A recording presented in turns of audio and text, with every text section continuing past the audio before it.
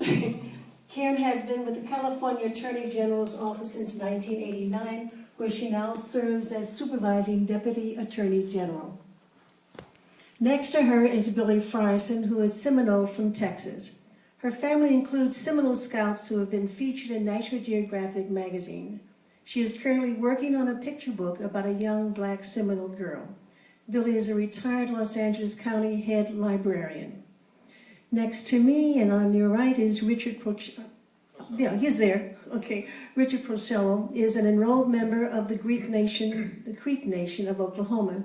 He is a photographer and author and has done extensive research into both the African and American Indian sides of his family. Richard is a retired family and marriage counselor. And on the far right is Dr. Horace Williams, a Seminole from Florida. He is an active participant in the Committee for Native American Concerns of the Archdiocese of Los Angeles. Horace is the Director of Pharmacy Department at San Dimas Hospital and is a certified practitioner of reevaluation therapy. One of the questions that a lot of African Americans who finally come to the realization that they have American Indian ancestry is they often have been told by some people in authority who will remain nameless that 5% is what most African Americans have of Native American blood, and that is an insignificant amount. But in reality, we declare the amount of significance to all of those ancestors that we have that go back to the beginning of time. But another question that they have is, what do I do with this knowledge? How do I celebrate and how do I acknowledge that? So this is what this panel is going to share with you today. There are many ways of being African American, there are many ways of being Native American, and many ways of being European as well. So we'll start with Karen. Hello, everybody. Hi. So I really identified with a lot of the themes that we saw in those two films today because I'm Native American, and I think I always knew that. It wasn't a big secret in our life, but we were raised as African Americans. And being raised in an African American culture, but really never felt really accepted in the African American culture, even though that's where I was brought up, and particularly coming from Detroit, never would be quite black enough. When we saw that film with S. Pearl earlier, it was the scene where she had the afro and her mother had the straight hair, and her mother was like, "What are you doing with that hair?" That really was something that hit home for me, always trying to make yourself into something that you really weren't just to try to fit in.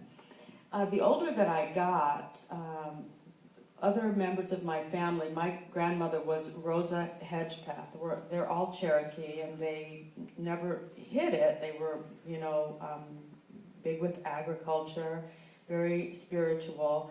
But it was never anything that they encouraged me to do, so I never really attached any prominence to it or really any importance to it. But in my life now, I have family members that are just insisting that this is something that needs to be explored, and that's the part that Valena was discussing, that later this year they're having this ceremony. It's called a coming out ceremony. It has different connotation, but that's what it is, embracing the Native American heritage and finding out what it really means in your life. And what I have found in my journey so far, and I'm really at the very beginning of it, is the Native Americans as a people are very welcoming. It's just surprising to me, since they've been fooled and tricked and defrauded since, the beginning of our country. But yet, when you show up and you say, well, I'm Native American, they just accept it, embrace you, accept you, and just keep going. And I find that's very comforting, actually, to just be accepted. Just look at you and figure out your history without really much more. So it's been kind of a delightful experience for me so far. The ceremony's going to be in May, and part of the ceremony is selecting your tribal regalia. And, I live in California. It's an instant gratification society. You just run to the store and pick something up. And this was supposed to happen last year, but I'm a deputy attorney general. We have a lot of work. And the calendar just kept going by. So it was like in April, and the ceremony was going to be in May, so I called Morningstar to say, oh, you know, I'm almost ready, but I just need to run out and get a dress. And she was really quiet on the phone, and she says, oh, really? I said, well, can you just tell me where I can go and get one? And she's like, do you really think that you've given this the appropriate amount of time and importance that something of this nature really deserves?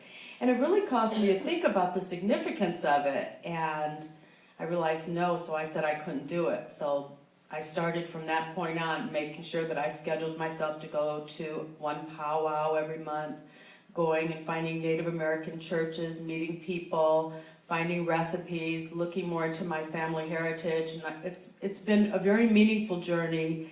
And even in terms of my own office, here I've worked for the Attorney General's office for 20 years. I had never met the person that was in charge of tribal affairs and Indian gaming.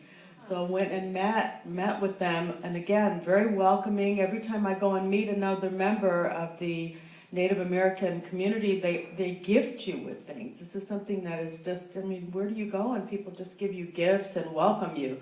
So it's been very, very, it's been a wonderful experience so far, and I just can't wait until, you know, May. And then I'm also trying to include my son in this, who's 25 years old and has told me all my life, Mom, you're not black. Why do you always say you're black? You're not black.